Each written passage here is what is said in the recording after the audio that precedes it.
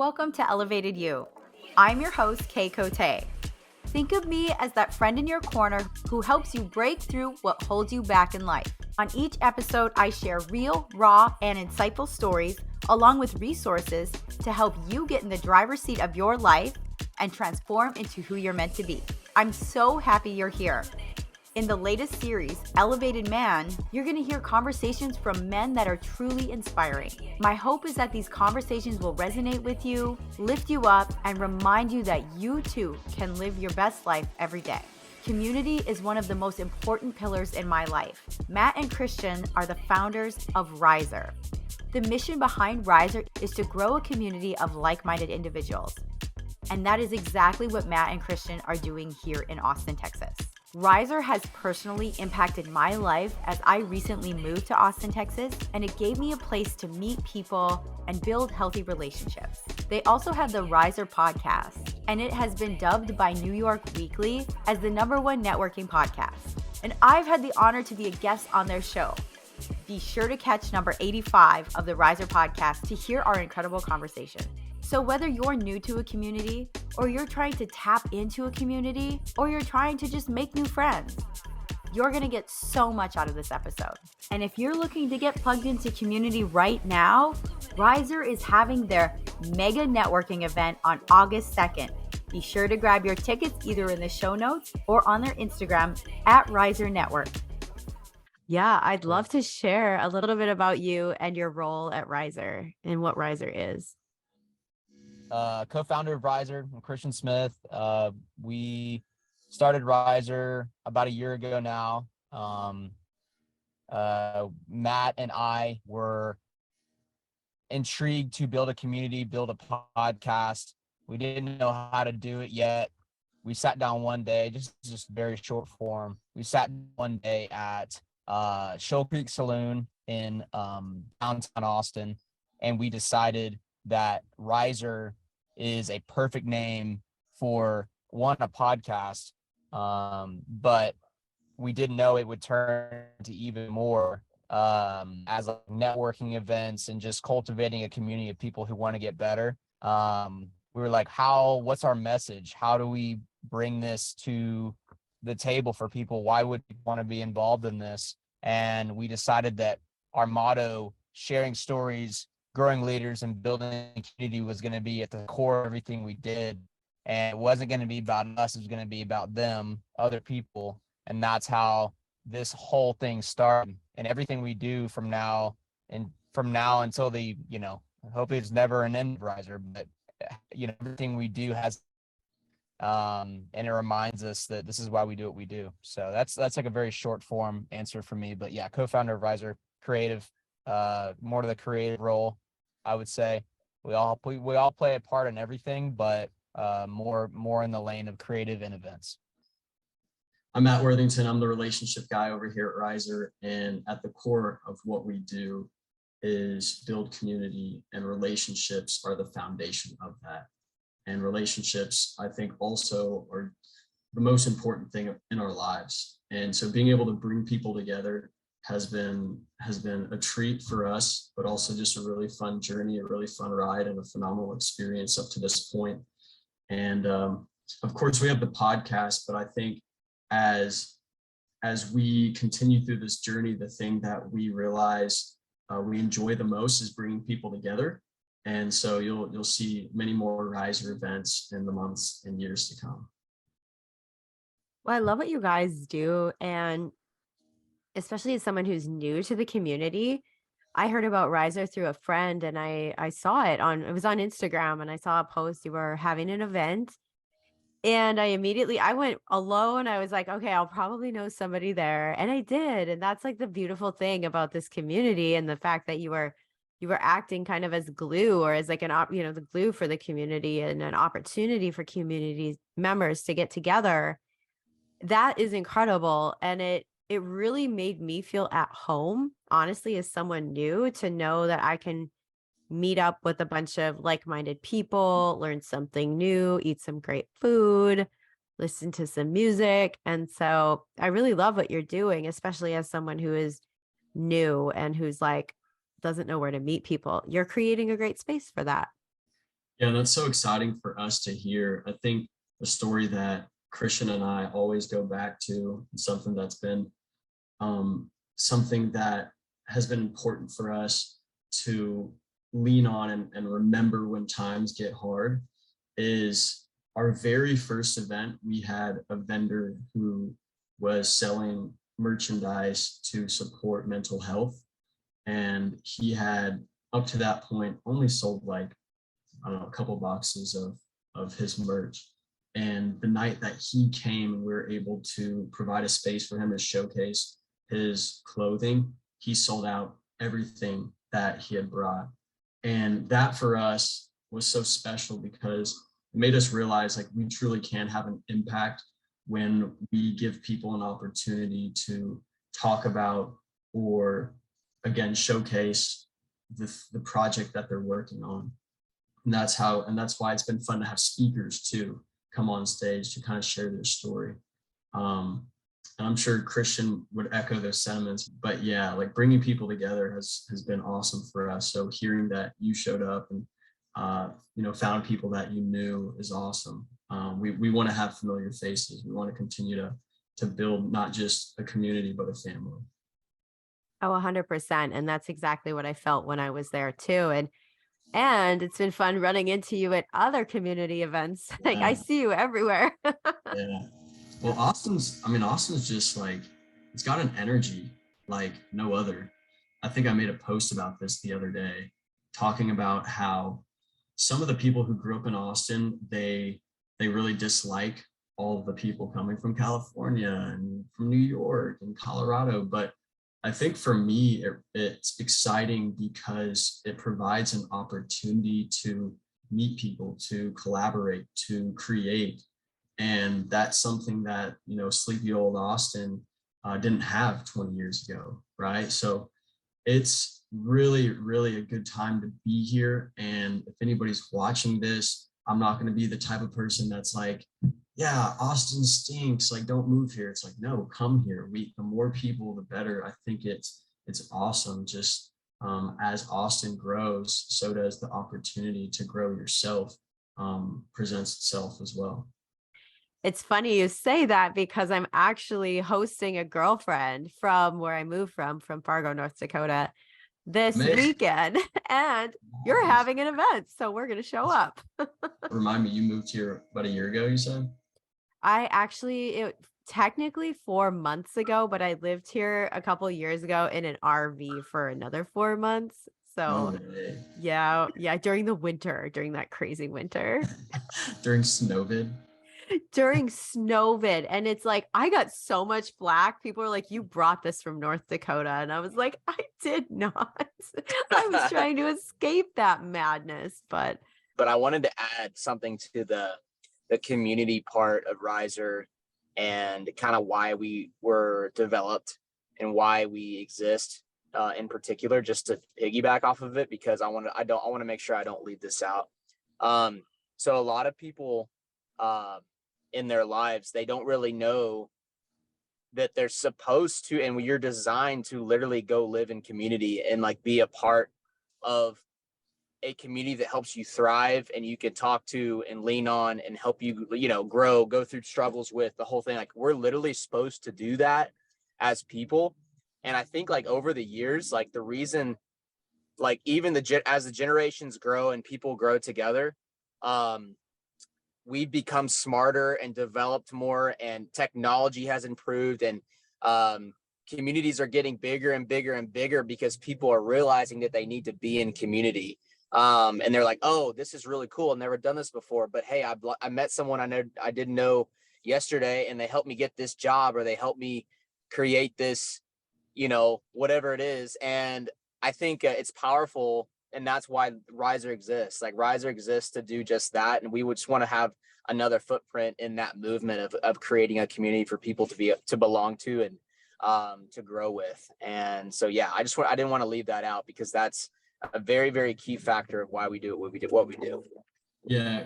And piggybacking off of that point, it is interesting that Christian talks about that's how we were designed. I mean, it is almost like primitive living, right? If you go back to 1,000 years ago and we're building a hut of some sort, you're doing that in a tribe, right? So there's psychology behind community, and we thrive as humans in a community. So good point, Christian. Definitely not supposed to not be independent, I would say, in this world, but you're like, the way that we're able to be independently successful is being with other independently successful people. And I mean that as like a 10,000-foot view of like, as we all continue to thrive for success, let's tell other people how we did it, what we're doing, and the overall map that we're taking to get there, so they can do the same thing. And that's how we learn, that's how we grow. So Amen. Those are great points. And that's exactly what I believe in too. You know, I'm a huge community builder. I was hugely involved in the community back home.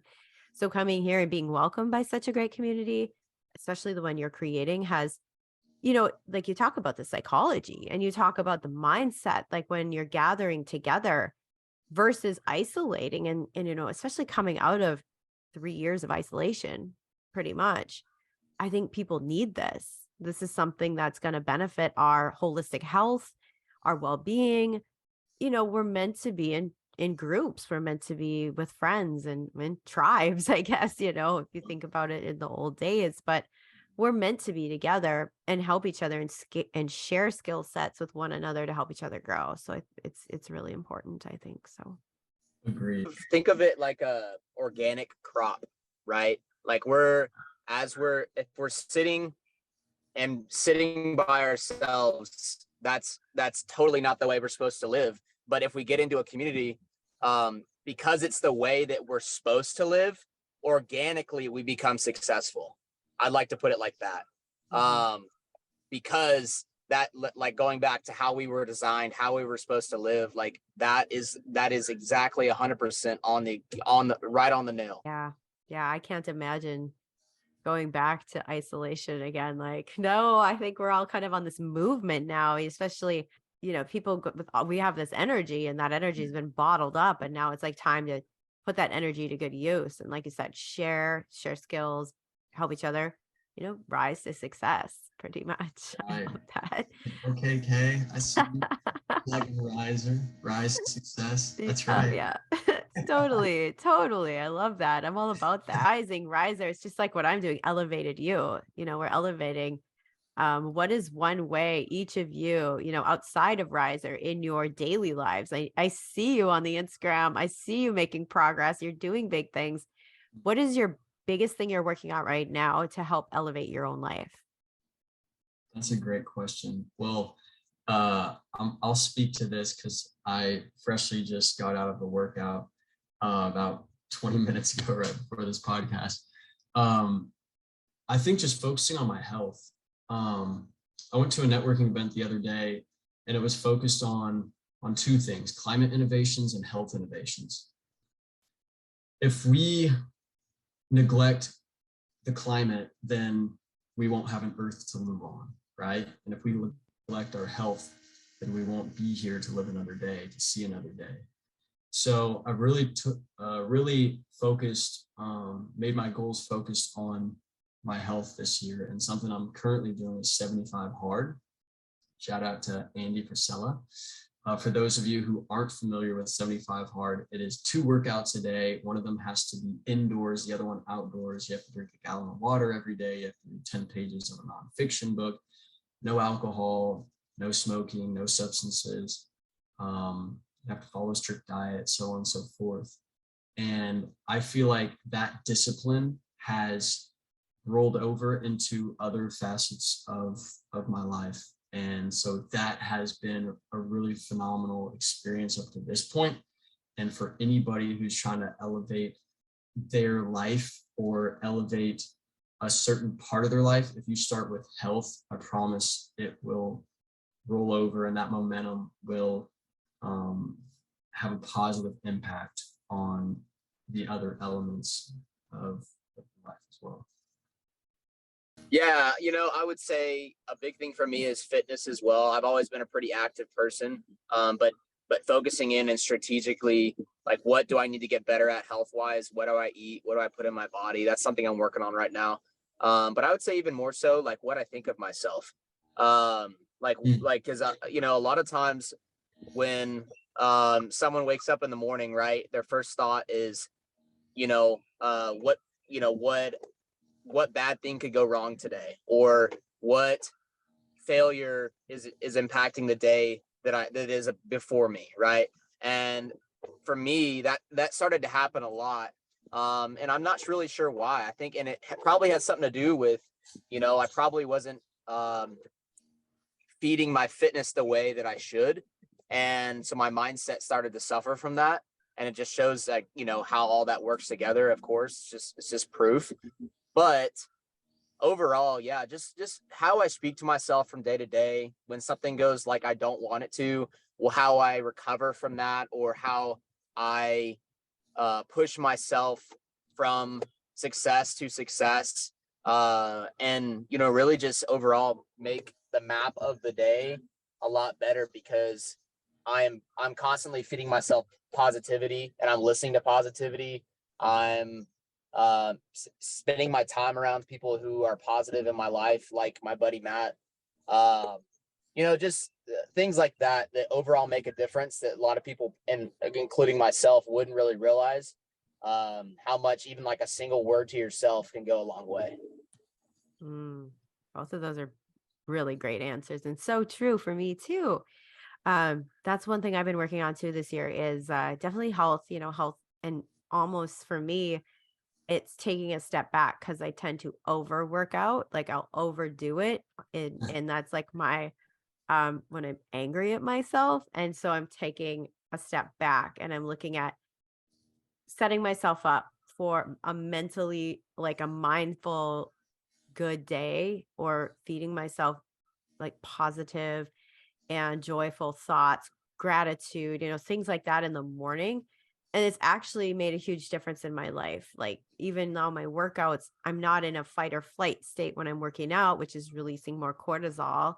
I'm in a more relaxed rest and digest. Even though I'm working out, I'm not in an angry workout. I'm in a positive workout. And that's been a huge thing for me, is like, especially mindset, especially moving to a new place. I'm like, I have to bring my best to the table. And to do that, I got to treat myself the best. So Let me ask, before going into a workout, so that you're not in a fight or flight style, high cortisone exercise routine, how do you calm yourself down and calm your nervous system going into that workout routine? So recently, in the last 6 months or so, I've been doing some really deep meditations, which I just do them in the morning. I'm not like daily on them. It's only like, it's when I need them. And so that's been one thing. And another thing is I do some breath work. I'm a big fan of breath work. So I'm a recent graduate from a yoga teacher training. So 6 months. Okay. So 200 hour I'm working on. I just graduated from my test, and so we learned a lot about the philosophy behind that, and how a lot of those yoga techniques, there's actually 8 limbs of yoga. Asana is the movement part that you see, that you like when you go to events and you see people doing yoga. That's what you're seeing, but there's actually 7 more limbs of yoga, which represent philosophy, history, and like just different types of lifestyles and ways to be. And it's incredible what this 5,000 plus year old ancient way of wellness is actually so relevant to today. So I've been learning about those techniques and just utilizing some of those. And I want to use that yoga background as kind of my cornerstone for what I'm working on. Breath work is so powerful. We had a podcast the other day with Britley Williams. She is a somatic breath work teacher, instructor. And so before going into that podcast, we did a couple of rounds of breath work. And it's amazing how it really truly grounds you and allows you to relieve any stress or feelings of anxiety moving into the episode. So for anybody listening, breathwork is super powerful, and so is yoga. And I'm excited, Kay, to take a class. You tell me when. I'm there. Yes. Well, maybe we'll have to bring something into an event too. That'd be super fun. But I will be doing my test out class at through True Fusion South Austin. That's the where I went for my education. Yeah. So Do you know Monica Lindoy? yeah, I saw Monica at the event. I'm gonna be starting teaching body rock there too, like Monica does. So Small world. How it's cool a is small that? world. I love Love this stuff. Monica. She's great. She's phenomenal. Mhm. Dancer and an even better person. She's so special. She's amazing. She's great. She slotted to record with me here in the next week or so too. So I met with her for coffee and had a great conversation. And again, I just started seeing her at all this like similar things that I was at. I was like, Yeah. hey, maybe Let's do be you want to do best a friends. podcast? Definitely. I could use some good girlfriends. I won't lie. It's nice to have Yeah. some good, like some solid girlfriends.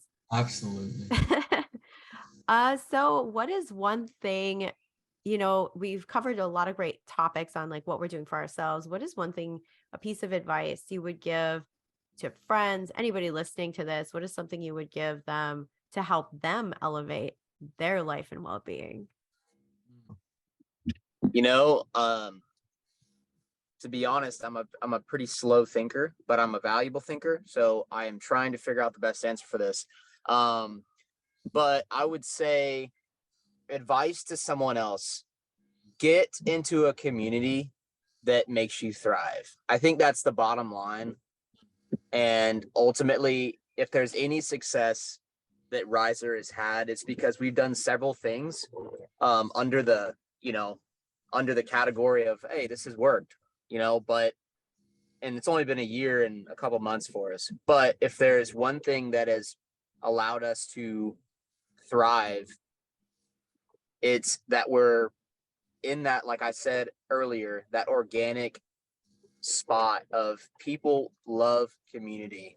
And I think when we're rooted where we're supposed to be, which is different for everybody, there's no specific place that you're supposed to land. I feel like in your life, everyone's different. Everyone has different mindset, different hearts, everything.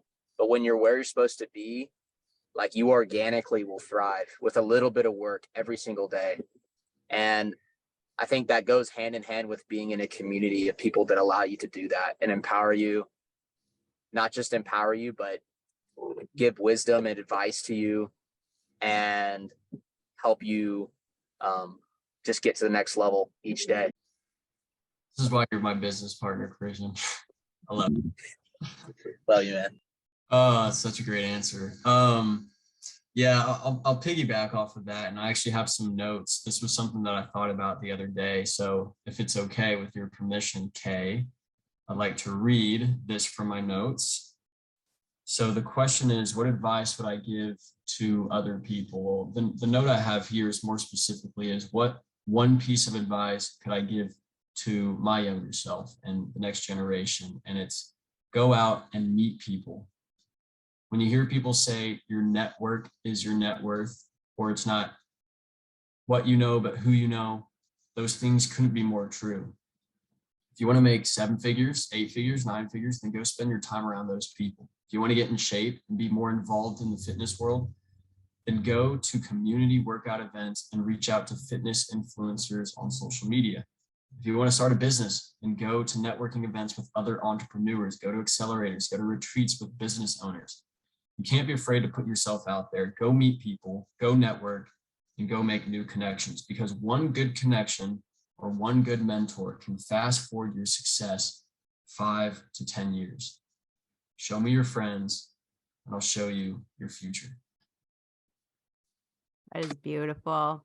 Mic drop. That was so good. One thing that Matt and I talked about way before we were ever even business partners, and it's funny enough because we were so opposite spectrum of our lifestyles than we are today, but we were at a gathering with our friends. Some people call it a party. And, and we were sitting, just in a kitchen, Matt and I were starting to talk about these new endeavors that we were trying to get into, some that we failed out of, whatever we did. And I remember saying to Matt, and he agreed with this, and we've always come back to it, of, early in your life, when you feel like something is not what other people are doing, right? And you just take a leap and you go out and do it, and people will wonder why. Like, they'll ask you, hey, why are you doing this? Why are you, like, it doesn't make sense. Why? I'm not going to do that. But then when you reach the success and the point where you want to be, they'll ask you how you did it. And we always, I think, go back to that as far as, like, not like a knock on anybody else, but it's like, hey, if I can be thinking like, hey, how can I live my life every day so that people ask why, and then I can tell them why, and then they can become a part of it as well. It's not about us. It never was. But if we can give our lives a why, so people will ask why, then I think that's the secret to success for a lot of people. Yeah, you have to lead by example.